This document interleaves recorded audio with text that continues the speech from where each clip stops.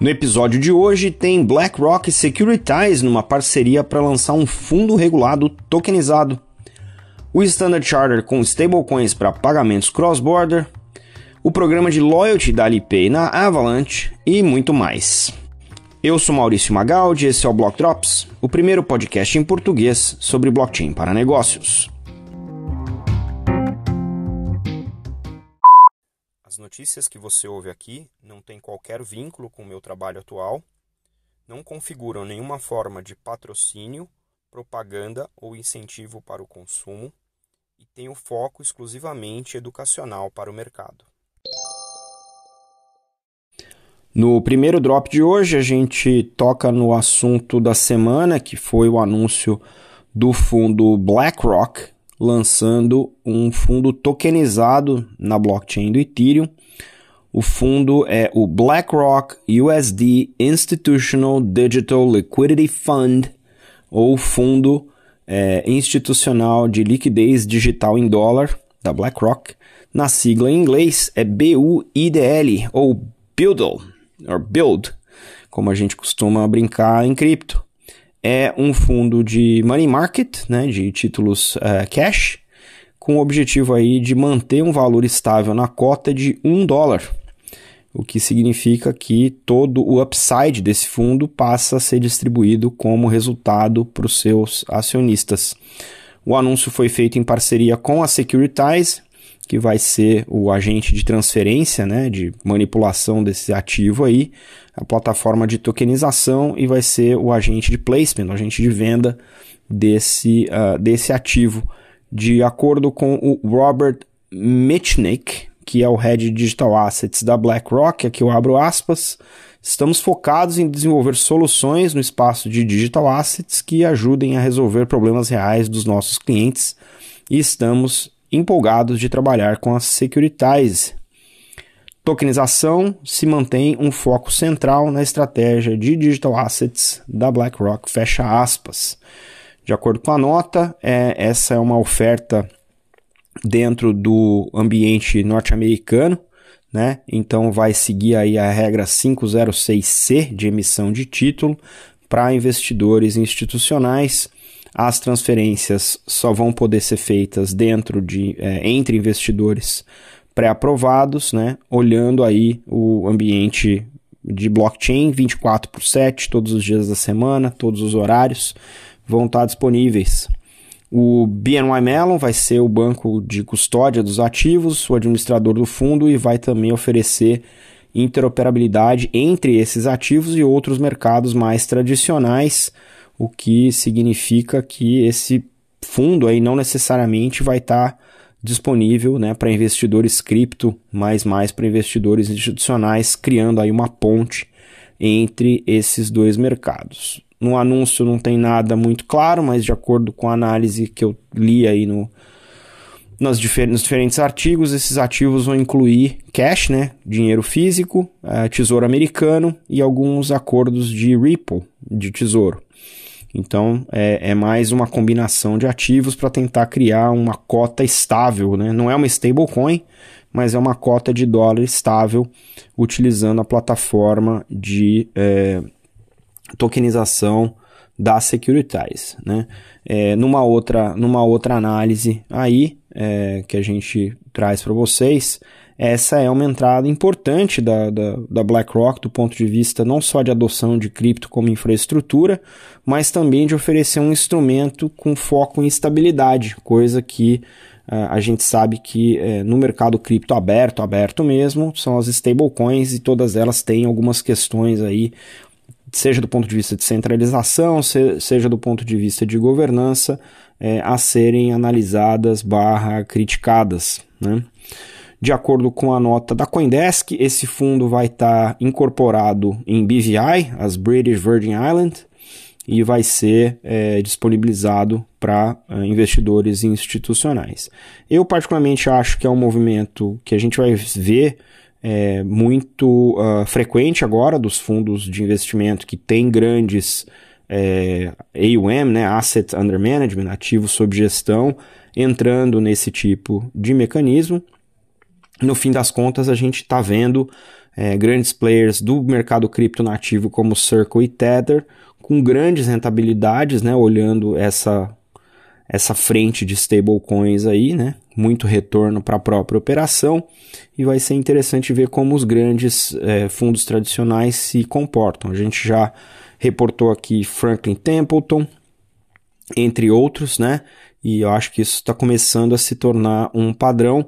É importante, obviamente, porque o BlackRock é o maior deles todos, né? E olhando para o movimento regulatório nos Estados Unidos, pelo menos, de liberação de ETF, de Bitcoin e em breve de Ether, é bem provável que isso passe a ser uma realidade para investidores institucionais primeiro, mas se tudo, né, correr bem e as regulações avançarem, para o investidor tradicional também. Enquanto isso, tem cripto, porque cripto é despermissionado. Então vamos ver como é que essa situação avança, cripto enquanto infraestrutura do mercado financeiro tradicional. E por falar em stablecoins, a gente na segunda nota de hoje comenta um pouco sobre o projeto do Standard Chartered Bank, na verdade do braço Zodia Markets, que é um braço de custódia e trading de cripto, né, que faz parte do grupo e é investido da SC Ventures, que é o braço de investimento em empresas alternativas do Standard Chartered. Um comentário aí do Alex Manson, que é o head da SC Ventures, sobre o avanço da Zodia Markets no lançamento de uma stablecoin, que é uma solução voltada basicamente para cross-border, para pagamentos cross-border de empresas associadas ao banco, ou não. Eles estão trabalhando com a Fireblocks no sentido de endereçar tanto essa parte de cross-border quanto dos problemas dos correspondentes bancários, que é uma figura internacional bastante interessante do ponto de vista operacional para os grandes bancos que trabalham com trade, finance e comércio internacional. Nesse caso do Standard Chartered, o que chama atenção é que ele é um banco considerado sistemicamente importante, né, dadas o seu footprint, né, o seu alcance global, é o chamado GSIB, que é o Global Systemically Important Bank. E ele está entre os 40 principais bancos do mundo nessa categoria. Tirando o Standard Chartered, o outro banco desses GSIBs aí que tem mais atividade de cross-border é o ING, que tem uma atividade maior do que o Standard Chartered em relação ao tamanho do seu ativo. Mas é um negócio grande do ponto de vista de receita para esses bancos, essa questão de correspondente bancário. De acordo com o Nick Philpott, que é cofundador do Zodia Markets, ele diz o seguinte, abro aspas aqui: cross-border payments são, entre várias jurisdições, sofrem de velocidades de transação muito lentas, de disponibilidade de horário limitadas, alto custo e falta de transparência. As stablecoins vão permitir uma transferência de valor utilizando a internet, gerando muito valor para as empresas, garantindo que essas entidades tenham uma vantagem competitiva que a internet provê contra todas as outras indústrias nesse momento. Em última instância, a colaboração coloca o controle dos pagamentos cross-border diretamente na mão dos tesoureiros corporativos e dos CFOs, fecha aspas. Acho interessante esse comentário do Nick, de chamar isso só de internet, né? Mas se a gente conseguisse simplificar a Web3 para que ela fosse vista, né, como uma infraestrutura, como é a internet, eu acho que seria bastante interessante do ponto de vista de mensagem na indústria. Então, eu achei bem interessante esse comentário do Nick Philpott. A expansão aqui, de acordo com o Richard Assel, que é o VP da Fireblocks, né, de desenvolvimento de negócio, ele diz o seguinte: a expansão para on e off ramps, né, de não dólar, de moedas não dólar, também está em avanço, né, em crescimento, o que faz essa colaboração com o Zodia Markets não só única na sua proposição de valor, mas também marca o começo de trazer o mercado de FX, mercado de câmbio, para as blockchains, fecha aspas.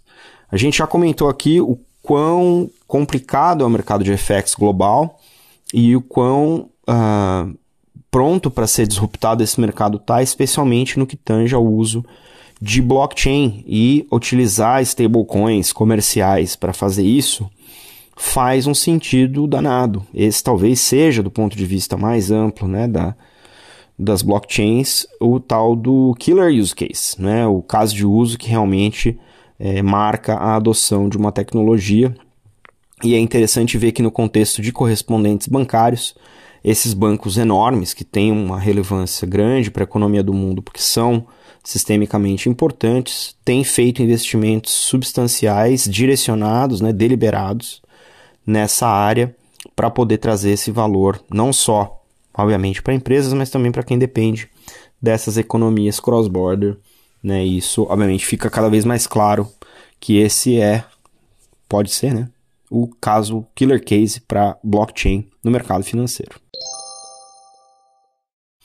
No terceiro drop, a gente volta a falar de um dos casos de uso que eu mais gosto para a adoção de blockchain corporativa, que é o caso de uso de programas de fidelidade. A nota se refere ao programa Alipay Plus, que é o braço internacional da Alipay, que é o maior sistema de pagamentos da China, e uma prova de conceito que eles estão fazendo junto com a Avalanche, que é uma blockchain Layer 1, né, uma blockchain de primeira camada, e nessa primeira fase envolve os usuários jogando um videogame para ganhar descontos em lojas daqueles boba teas, né, no sudeste asiático, aqueles chá com aquelas bolinhas de amido. E esse jogo dá para essas pessoas, né, como parte da experiência, voucher de desconto em NFT. Esses NFTs são registrados na Avalanche. Na segunda fase, essa prova de conceito vai se estender para outros tipos de comércio, outros tipos de vendedores, e vai alcançar toda a rede de pagamento da Alipay no Sudeste Asiático, que é uma base de usuários de mais ou menos 100 milhões de pessoas. É gente pra caramba.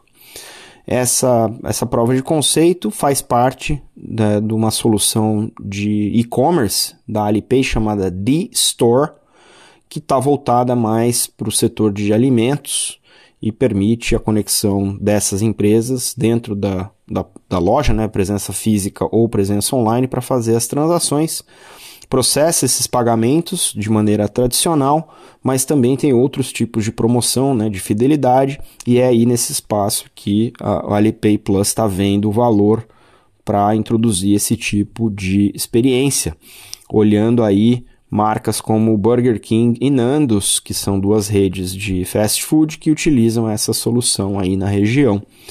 De acordo com o anúncio, um dos benefícios que eles estão buscando alcançar com o uso da Avalanche é poder usar as subnets, que são as redes de segunda camada da Avalanche, que têm funcionamento compatível com Ethereum, mas oferecem um pouco mais de privacidade para os dados que ali transicionam, né? Estão transitando ali.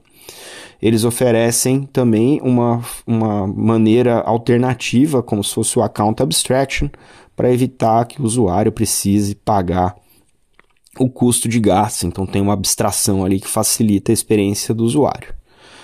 De acordo com a nota também, soluções como essa da Alipay, que tem uma rede grande de clientes e de usuários, é muito provável que a adoção desses vouchers Web3, né, esses NFTs, possam alcançar um grande número de usuários, né, porque são redes extensas, e utilizar isso de maneira leve, né, com promoções, e aí você pode também criar as ofertas combinadas, porque como a gente está falando de Web3, né, não são redes públicas, então é possível que marcas possam utilizar vouchers de outras marcas para fazer promoções, atrair clientes para o seu próprio negócio. Comentário que a gente fez também semana passada, quando a gente comentou sobre o Starbucks Odyssey, né? Esses dados aí têm um poder bastante grande de permitir um uso aí de CRM descentralizado, por assim dizer, e gerar um valor de centralidade do cliente que talvez só possa ser atingido com a Web3. Eu sempre comento de casos de uso de Lloyd, porque eu acho que eles são uma transição de experiência do usuário mais simples para quem está acostumado a trabalhar com ponto, passa a trabalhar com token. A figura do token se normaliza no dia a dia daqueles usuários e dali para frente é aprender a fazer uma gestão autocustodiada daqueles tokens e daí para a cripto em si, né? É um passo talvez muito mais simples, muito mais simplificado, e ver um programa com potencial de atingir 100 milhões de pessoas no Sudeste Asiático, onde os hábitos de relacionamento com marcas são bastante duradouros, parece ser bastante promissor. Obviamente, existem os riscos, né, de POCs, né, de provas de conceito, não irem para frente, como o próprio Odyssey, semana passada a gente comentou, não foi, mas é importante que as empresas continuem testando onde são os casos de uso campeões, para que isso traga os valores, né, os benefícios que a tecnologia em si promete. Então vai ser interessante ver esse desenvolvimento aí, e obviamente conforme esses projetos forem avançando, a gente continua de olho, porque a adoção é uma das coisas que vai levar tempo e a gente vai precisar acertar onde é que esse valor gera, porque não adianta ser uma tecnologia, né, uma solução em busca de um problema.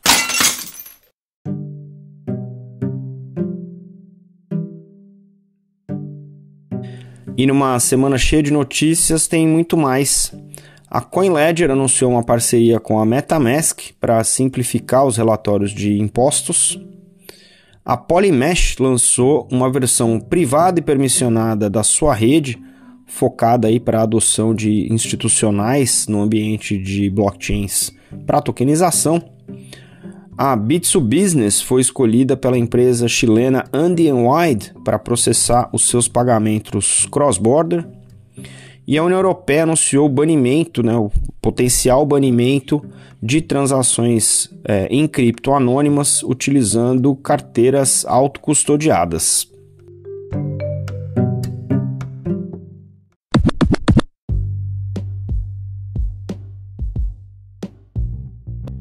Acompanhe a gente nas redes, no Instagram, Block Drops Podcast, no Twitter, Block Drops Pod, blockdrops.lens, meu conteúdo em inglês no Twitter em 0xmaurício, na newsletter do LinkedIn, ou escreva pra gente em blockdropspodcast@gmail.com.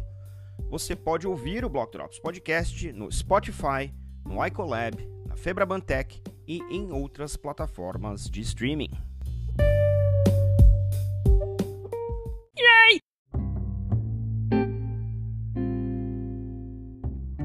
E os salves de hoje, para quem compartilhou os links que você encontra na descrição do episódio, vão para Andrea Frosinini, Dina White, David Cameron, Simon Taylor, Laurie Kehoe, Anthony Day, José Luiz Gonzagues Birlaim, Dave Burrows e Lex Sokolin. Não se esqueça de deixar as estrelinhas no seu tocador favorito.